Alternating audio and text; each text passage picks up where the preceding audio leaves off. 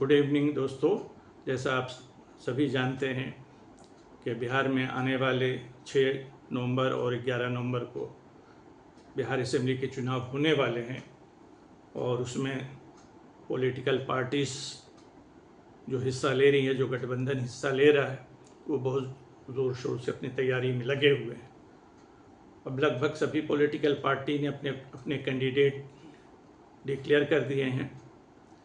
महागठबंधन में थोड़ा सा जो है पेच अभी भी फंसा हुआ है, लेकिन उम्मीद है कि जो है, क्योंकि उसमें 2 फेज में चुनाव है। एक में तो आज नॉमिनेशन आज ख़त्म हो गया, लेकिन 2011 नवंबर को जो चुनाव होने वाले हैं तो उसमें जो है अभी समय है नॉमिनेशन का। उसी सिलसिले में कुछ सीट अभी भी महागठबंधन की होल्ड पे है, ख़ासकर मुकेश सहनी वगैरह की, और आरजेडी ने भी अभी पूरी सीट डिक्लेयर नहीं की है और कांग्रेस ने भी। ये इंडियन पॉलिटिकल सिस्टम में इतनी ये खराबी आ गई है, ख़ास के जब से ये बीजेपी जो है सत्ता में आई है। छोटी छोटी पार्टियों को मतलब जो है कभी इधर करना कभी उधर करना। अब नतीजा ये है कि छोटी छोटी पार्टियां जो हैं उनके नेता जो है ब्लैकमेल करने लगे। हालांकि वो अकेले जाएं तो क्या 2-4 सीटें जीत सकते मुश्किल से, लेकिन ये गठबंधन का नाम देके सत्ता में भागीदार बन जाते और सरकार चलाने के लिए उन्हें वेटेज दिया जाता। रामविलास पासवान की पार्टी है, चिराग पासवान उसके जो लीडर है, किस हिसाब से 29 सीट उनको दिया गया भाई? अगर कहा जाता कि जातीय समीकरण देखा जाता तो पासवान तो वहां 5% लगभग है। 5% वाले को 29 सीट देना किस हिसाब से? वहाँ मुसलमान 18%, 0, एक भी सीट एनडीए ने नहीं दिया। एनडीए तो नहीं कहेंगे, बीजेपी ने नहीं दिया। नीतीश कुमार ने 4 कैंडिडेट खड़ा किए, पिछली बार उन्होंने भी 11 किए थे। और इसकी ये वजह है कि नीतीश कुमार अपनी पार्टी पे उनका पूरा कंट्रोल नहीं।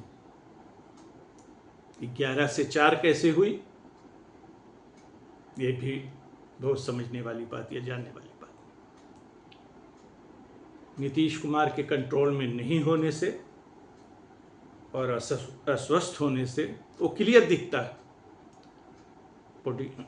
जेडीयू का कामकाज, एक्टिविटीज़, ये सारी चीज़ें दिखती हैं कि नीतीश कुमार का कंट्रोल नहीं रहा, ना तो सरकार पे रहा है और ना अपनी पार्टी पे रहा।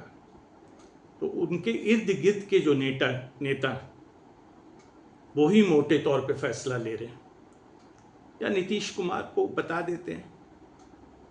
और चूंकि नीतीश कुमार पूरी तरह से फिट नहीं है, इसलिए वो कुछ फैसला ले नहीं पाते।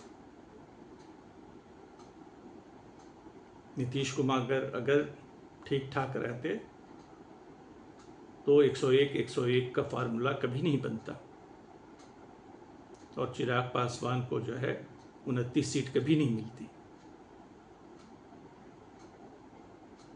चिराग पासवान को तो बीजेपी खुले तौर पे उसका इस्तेमाल कर रही है और ऐसा पोस्चर बना रही कि भाई वो नाराज़ हैं, मांझी नाराज़ हैं, कुशवाहा नाराज़ है। ये सब गेम प्लान का एक हिस्सा है। और वो टारगेट क्या है? वो जेडीयू। अब ये छोटी छोटी पॉलिटिकल पार्टी, ये चाहे चिराग पासवान की हो, चाहे मांझी की हो, चाहे कुशवाहा की हो, चाहे उधर मुकेश सहनी की हो या असदुद्दीन ओवैसी की हो, पता नहीं कहाँ कहाँ से अपनी जो है महत्वाकांक्षा ले के ये चले आते और अवाम जो है, असल मेन दोष अवाम का ही है। कैसे ऐसे क्रिमिनल, ऐसे ऐसे बदमाश चुनाव में खड़े हो रहे और जनता उनको चुन ली। इसीलिए हमने पहले भी आपसे, जब हम बिहार इलेक्शन पे बात की थी, तो हमने कहा था कि मैनिफेस्टो को स्टेचुरी बनाया जाए और तमाम नेताओं से जो है एफिडेविट लिया जाए या पॉलिटिकल पार्टी से कि हम जो वादे कर रहे हैं और इलेक्शन कमीशन के सामने वो लिख के दे और उसको एक स्टेचुरी वैल्यू हो, ताकि अगर नहीं पालन करे तो उस पार्टी के खिलाफ नेक्स्ट इलेक्शन में कार्रवाई की जाए कि आपने ये वादा किया था, आपने ये पूरा नहीं किया, आपने जनता को बेवकूफ़ बनाया। और दूसरी बात ये होनी चाहिए कि जिन नेताओं पे क्रिमिनल ऑफेंसेस हैं, जैसे मर्डर है, रेप है, डकैती है, जिन पे इस तरीके के केसेस हैं, उनको बिल्कुल चुनाव में लड़ना नहीं चाहिए, न लड़ने देना चाहिए। और पॉलिटिकली या सोशली कोई ऐसा केस है उन पे जिसे हम कहते हैं दीवानी और फौजदारी, जो हीनियस क्राइम के केसेस हैं, जो सारी दुनिया जानती है कि ये क्रिमिनल है, और उससे ये मीडिया वाले बुला बुला के चैनल पे उनसे इंटरव्यू लग रहे हैं। और यहाँ पे संत महात्मा बने हुए, एक पूर्णिया से आते हैं, इस बार MP बन गए, तो समझते हैं कि पूरा बिहार मेरे ही हुक्म से चलता है। और कुछ भी बोल रहा बंदा, लेकिन उस पर कोई कार्रवाई नहीं होती, ना उस पर ED की छापामारी होती है, ना उस पर CBI की छापामारी होती है। और खुले तौर पे वो कह रहा है कि हाँ भाई, हम लूटते हैं, लोगों में बांटते हैं। ये कानून है भाई, ये लॉ एंड ऑर्डर है, इसे लॉ एंड ऑर्डर कहते हैं। कि जो खुलेआम दावा कर रहा, खुलेआम अफसर को धमकी दे रहा, खुलेआम ऑन कैमरा, लेकिन उस पर कोई कार्रवाई नहीं हो रही। बड़े मतलब जो है आश्चर्य की बात है। यहाँ छोटी छोटी बातों पे लोगों को अंदर कर दिए जाते हैं, अब बेचारे वो जेल में सड़ रहे होते हैं बिना किसी कसूर के। और जो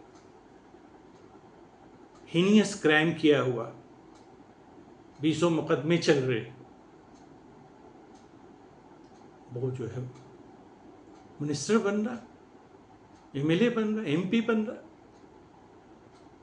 तो ये पॉलिटिकल रिफॉर्म की बेहद ज़रूरत है, या डेमोक्रेटिक रिफॉर्म कहें या पॉलिटिकल रिफॉर्म कहें। बगैर इसको बदले हुए ये गंदगी आप साफ नहीं कर सकते। इसीलिए पॉलिटिकल सिस्टम में अच्छे लोग अब जाने से परहेज करते हैं। हालांकि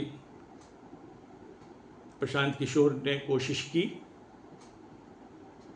और बहुत अच्छे काबिल लोगों को खड़ा किया है, लेकिन जो आसार दिख रहे, बड़ा अफसोस के साथ, दुख के साथ कहना पड़ रहा कि शायद ही उनका कोई कैंडिडेट जीत पाए। इससे बड़ा दुर्भाग्य और क्या होगा।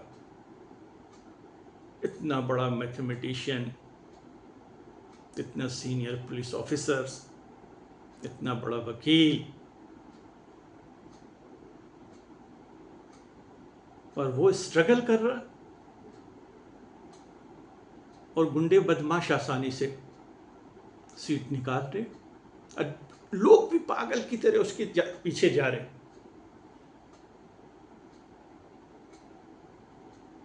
ये इससे बड़ा तो ये कौन सुधार पाएगा। इसका तो एक रास्ता वही कानूनी, कि कानून के ज़रिए इन पे पाबंदी लगाई जाए, इनको इलेक्शन लड़ने से रोका जाए, ऐसे लोगों को जिन पे हीनियस क्राइम है के केस चल रहे। और दूसरी बात कि ये भी निर्धारित किया, ये सिर्फ इंडिया के लिए नहीं है, तमाम ये बुराइयां हैं, इवन के डेवलप कंट्री में भी एक तय करना चाहिए कि हर चीज़ के लिए एक क्वालिफिकेशन होता है। अब ये देख लीजिए 10वीं 12वीं पास किए हुए ये लेफ्टिनेंट दिल्ली में इतने बड़े बड़े बंगले में रह रहे। हम तो जब भी इंडिया गेट से गुजरते हैं तो अपने आप पे और उन लोगों पे सोचते हैं कि जो बेचारे इतनी अपनी आधी आधी ज़िंदगी पढ़ाई पे गुजार देते हैं, उनको एक अच्छी जॉब नहीं मिलती, 2 कमरे के फ्लैट मिल जाते हैं, और ये 10वीं 12वीं और इंटर पास किए हुए जिन्हें कानून का कुछ अता पता नहीं और देश के कानून बनाने में ये अहम भूमिका निभा रहे। अब पार्लियामेंट में ऐसे भाषण कर रहे जैसे लग रहा हो कहाँ के फिलोसोफर बोल रहे। तो मैं तो जब भी गुजरता हूँ इंडिया गेट से मेरे को दुख होता है कि देखिए यही ये बंगलो है जिसमें ऐसे ऐसे मिनिस्टर, ऐसे ऐसे MP बैठे हुए हैं जो देश का भविष्य तय करते हैं, और लोग पढ़े लिखे समझदार काबिल भटक रहे। इसकी जिम्मेदारी, इसको बदलने की जिम्मेदारी ये अवाम पे है। ये अवाम को सोचना चाहिए कि जिस व्यक्ति को हम इस दिल्ली न्यूटन दिल्ली में भेज रहे हैं उसके काबिल है या नहीं। ये ऐसे आदमी को चुने तो आपको भी तसल्ली होगी कि हाँ हमने ऐसे आदमी को दिल्ली भेजा हुआ है या पार्लियामेंट भेजा हुआ है या असेंबली में भेजा हुआ है जो उसके काबिल है। नहीं ना कि ये क्या भाई कोई भी चला रहा, कोई एजुकेशन किसी भी फील्ड में बगैर एजुकेशनल क्वालिफिकेशन के आप कुछ काम कर ही नहीं सकते सिवा पॉलिटिक्स के। इसका कोई क्राइटेरिया ही नहीं, चाहे वो अंगूठा छाप हो, चाहे वो PhD हो, चाहे वो MMA हो, चाहे वो डॉक्टर हो, चाहे इंजीनियर हो, चाहे एक अनपढ़ हो। ये क्या बात हुई भाई? एक कानून बनाना है, देश का आपको कानून बनाना है। तो एक 10वीं 12वीं पास किया, क्या आज 10वीं 12वीं तो आज के ज़माने में तो अनपढ़ के बराबर है। 12वीं पास जो है चपरासी भी मुश्किल से बनता आज के डेट में, और वो जो है देश का भविष्य तय कर रहे। तो बहरहाल इसके लिए जनता को सोचना है, उन्हें ये बदलाव लाना है, और अपने वोटों को ऐसे लोगों को, खास के जन स्वराज से जो पढ़े लिखे लोग जो खड़े हुए हैं, उनको डिस्करेज ना करें। जो अच्छे लोग हैं उनको वोट दें, बिना किसी जात पात धर्म भाषा क्षेत्र के उन पे बिलीव करें, उनकी हौसला अफजाई करें। अच्छे लोग जाएंगे पॉलिटिक्स में तो पॉलिटिक्स सुधरेगा, तो एडमिनिस्ट्रेशन भी सुधरेगा, और राज्य और केंद्र की सरकार भी बेहतर बनेगी। तो आज इतने ही, फिर आप नेक्स्ट से बात करेंगे। Good night, thank you very much.